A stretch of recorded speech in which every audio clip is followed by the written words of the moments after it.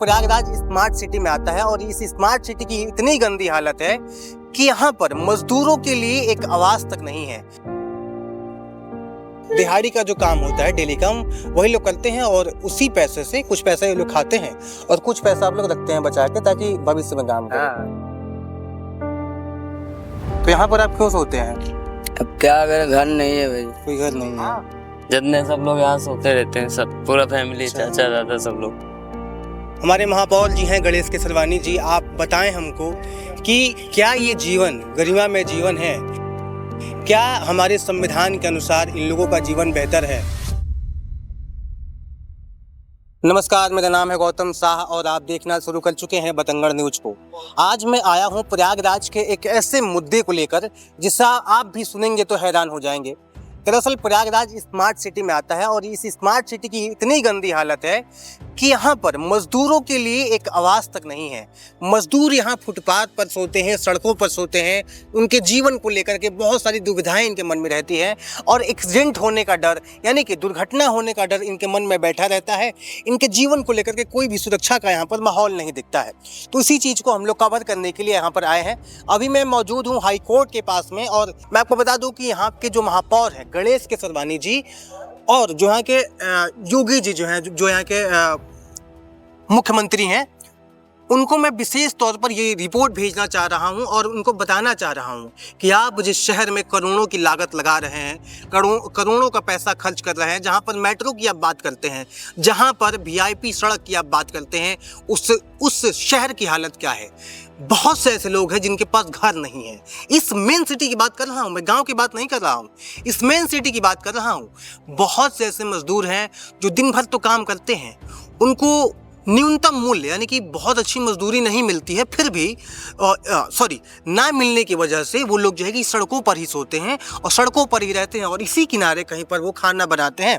और जिनके पास खाना बनाने का कुछ संसाधन नहीं है वो फुटपाथ पर ही कहीं से कुछ खरीद के खाकर और सो जाता है और उसी पैसे में से कुछ पैसा घर भेजता है और कुछ पैसे से अपना जीवन यापन करता है। मैं यहाँ पर देख रहा हूँ इस हाईवे के किनारे ये लोग सो रहे हैं। मैं इस बात का बार बार जिक्र कर रहा हूँ और यहाँ पर भी इस बात को मैं उठाना चाह रहा हूँ। खुदा न खास्ता अगर ये लोग उठते हैं, इनके बाल बच्चे हैं छोटे छोटे, यहाँ पे देखिए सब लोग सोए हैं, ये लोग उठते हैं रात में और नींद में ही ये लोग अगर बाहर निकलते हैं तो कोई भी गाड़ी आकर इनको धक्का मार सकती है। इनका जीवन खतरे में है, कभी भी इनका एक्सीडेंट हो सकता है। मेरा यहाँ के महापौर जो है उनसे अपील है, गणेश केसरवानी से अपील है कि इसको देखें और सबसे ज़रूरी काम है इन लोगों के लिए आवास दिलाना, इन लोगों के लिए खाने पीने की जो चीज़ें हैं उसको देना, ठीक है। और सबसे ज़रूरी इसमें वही है कि आवास दिलाना, ठीक है, पहली बात वही है। दूसरी बात यह है अगर इनको कुछ होता है, जैसे एक्सीडेंट होता है, कोई भी रोग होता है, तो इनके लिए फ्री में मुफ्त में दवाई उपलब्ध हो, ठीक है। तो आपके पास कभी होता है कि मान लीजिए आपको कुछ हो गया, कोई रोग वगैरह हो गया, तो फ्री में आपका हो जाता है इलाज हॉस्पिटल वगैरह में? नहीं होता, सब लोग तो पैसा लगाना पड़ता है। पैसे देते हैं? हाँ जी। तो स्वास्थ्य की भी वैसी ही हालत है और इनका जीवन बहुत बेहतर नहीं है। ये लोग डेली का काम करते हैं और एक तरफ से ये कह सकते हैं कि दिहाड़ी का जो काम होता है डेली का वही लोग करते हैं और उसी पैसे से कुछ पैसा ये लोग खाते हैं और कुछ पैसा आप लोग रखते हैं बचा के ताकि भविष्य में काम करें, ठीक है। तो जो हमारे देश के प्रधानमंत्री हैं नरेंद्र मोदी, वो भी इस चीज़ को देखें, हमारे मुख्यमंत्री वो भी इस चीज़ को देखें कि महाकुंभ के दौरान इतना पैसा खर्चा हुआ, 800 करोड़ रुपए के आसपास पैसा खर्चा हुआ है। लेकिन इस क्षेत्र की, इस इलाहाबाद की, इस प्रयागराज की हालत क्या है आप अपनी आंखों से देखें और समझें कि इन लोगों की पीड़ा क्या है। भले ये जाहिर नहीं कर पा रहे हैं लेकिन आपको समझना बहुत ज़रूरी है। आप यहाँ पे क्यों सोते हैं? फुटपाथ में सो जाते हैं सर, खाना पीना बना के खा के। अच्छा, काम क्या करते हैं आप? कान सफाई करते हैं सर। तो कान सफाई करते हैं? हाँ। दिन में आप वो काम करते हैं और रात में यहाँ पे सो जाते हैं जी। खाना कहाँ पे खाते हैं? बनाते हैं कहाँ पे? फुटपाथ पे। अच्छा, ये बताइए कि सरकार आप लोगों को जो है कि एक शेल्टर होम देती है, रहने के लिए घर देती है, ठीक है, सरकारी आवास। तो क्या आपके पास कोई ऐसा अफसर या फिर कोई नेता या फिर कोई भी व्यक्ति सरकारी आदमी आपके पास आया है कभी रूम ऐसी करने के लिए, देने के लिए? हाँ, सब लोग कहते हैं सर, हम लोग ज़्यादातर यहीं पर ज़्यादा सही रहता है। बाहर हम लोग यहाँ पर बिछा के सो जाते, सही रहता है ज़्यादातर। जितने सब लोग यहाँ सोते रहते हैं, सब पूरा फैमिली, चाचा दादा सब लोग। कौन कौन सोया यहाँ पे? मतलब एकदम फैमिली ही आ गई है आपकी यहाँ पे? हाँ। अच्छा, मतलब सबका काम जो है एक ही है, जी। खान सफाई का। तो हमारे साथ एक लोग और यहाँ पर बैठे हैं, तो आइए इनसे बातचीत किया जाए कि इनको क्या क्या समस्या है। नाम क्या है आपका? सलमान नाम है। सलमान नाम है आपका, और आपकी एज बहुत कम लग रही है, आप यहाँ पे क्यों सो रहे हैं? घर छोड़ दे, सौतेला बाप है ना, इसीलिए। अच्छा, तो आप यहाँ पे कुछ काम वगैरह ही करते हैं क्या? काम करते हैं क्या आप? हाँ, गाड़ी पहले उतारते थे, अब कबाड़ बनते हैं। अच्छा, तो यहाँ पर आप क्यों सोते हैं? अब क्या करें, घर नहीं है भाई। कोई घर नहीं है, तो यहाँ का कोई नेता, कोई अधिकारी आपके पास आया कहने के लिए नहीं ये इस घर में रहिए, उस घर में रहिए? नहीं भाई। कोई नहीं आया। अच्छा, तो आप मतलब घर छोड़ के आए हैं, यहाँ पे काम करते हैं और यहीं पर सोते हैं। खाते क्या हैं आप? भाई खाने में जो मिल जाए खा लेते भाई। होटल में खाते हैं। अभी हम केल्विन गेट के जस्ट बाहर ही हैं और यहाँ पर कुछ लोग रहते हैं।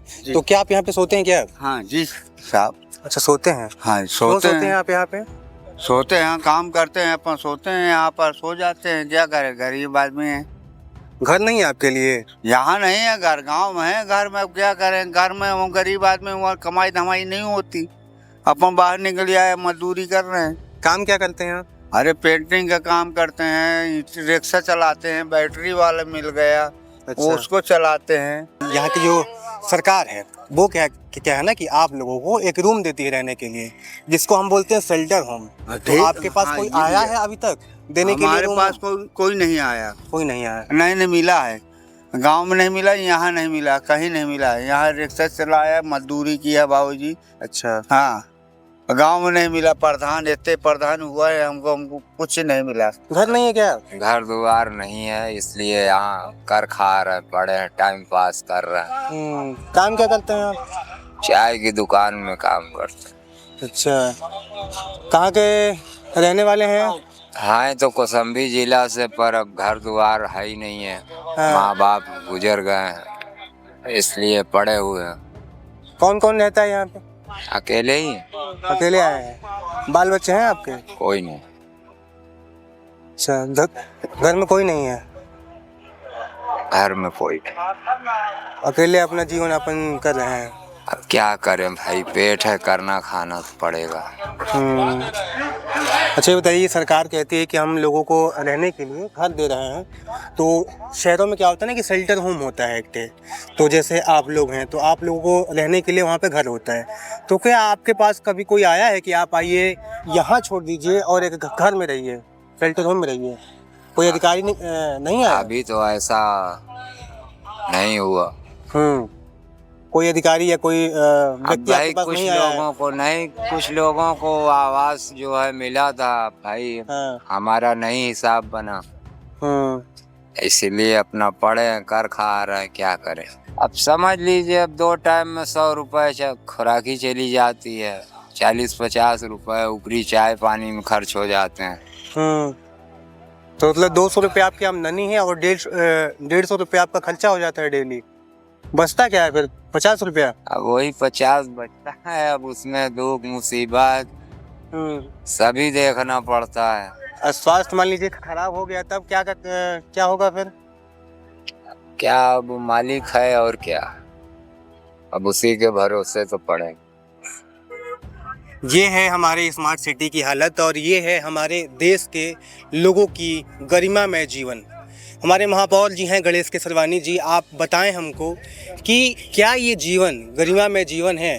क्या हमारे संविधान के अनुसार इन लोगों का जीवन बेहतर है?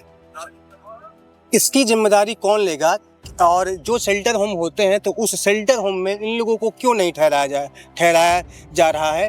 इन लोगों को क्यों सड़कों पर बैठने के लिए, सड़कों पर सोने के लिए क्यों मजबूर किया जा रहा है? इसकी जिम्मेदारी कौन लेगा? इस यहाँ के अधिकारी और जो नेतागण हैं, वो क्या केवल भाषण देने के लिए हैं? काम के लिए कोई है कि नहीं है? तो इनकी जिम्मेदारी आप लोग लीजिए और इनको एक आवाज़ दीजिए। गरिमा में जीवन जीने के लिए इनको जो है कि वो करिए और इनके लिए खाने की व्यवस्था करिए और रहने की व्यवस्था करिए। काम आपका क्या है? मजदूरी का काम अपना दिहाड़ी है, ईंटा है, बालू है, जुड़ाई मसाला है, ये सब चीज है। अच्छा, जो बिल्डिंग का कारोबार चल रहा है। काम करके आते हैं और आप यहाँ पे सो जाते हैं। खाते क्या हैं? खाना बस पैसे जिस दिन कमाए तो होटल में खा लिए, हाँ 150 देख के। फैमिली है आपकी? यहाँ नहीं, हाँ यहाँ केवल हम ही भर। अच्छा, तो डेली की आपकी सैलरी क्या है, मजदूरी क्या है डेली की? हो तो किसी ने कभी लेट फास्ट ले गया 500 दिया, 600, हाँ कोई 400 जैसे मिल गया, यही है। तो उसी में आप लेके आते हैं और खाते हैं और खाना पीना खा के आप यहाँ पे सो जाते हैं। जाते। अब वो देखिए आसपास जो गाड़ी उड़ी आती है तो आपको ऐसा मतलब ऐसे नहीं होता है कि मान लीजिए आप रात में उठे, गाड़ी आई, धक्का लग गया और कुछ हो गया तो क्या होगा, ऐसा आपको लगता नहीं है? डर नहीं लगता है? ऐसे डर लगता है, लेकिन कहाँ जाएंगे, कहाँ सोए। हाँ, स्टेशन भी जाएंगे, वहाँ भी भगाया जा रहा है। यहाँ पे जितने भी अधिकारी हैं, डीएम एसडीएम जो भी हैं, जितने भी अधिकारी हैं, उनसे मेरा अपील है कि कृपया जब मैं रिपोर्ट आपके पास भेज रहा हूँ तो इसको संज्ञान में लें और इनके लिए एक घर सुनिश्चित करें। और अगर घर नहीं दे रहे हैं तो कृपया इस बात का विशेष ध्यान रखें कि इनको यहाँ से ना हटाया जाए, क्योंकि अगर आप यहाँ से भी हटा देंगे तो इनके लिए और समस्या आ जाएगी।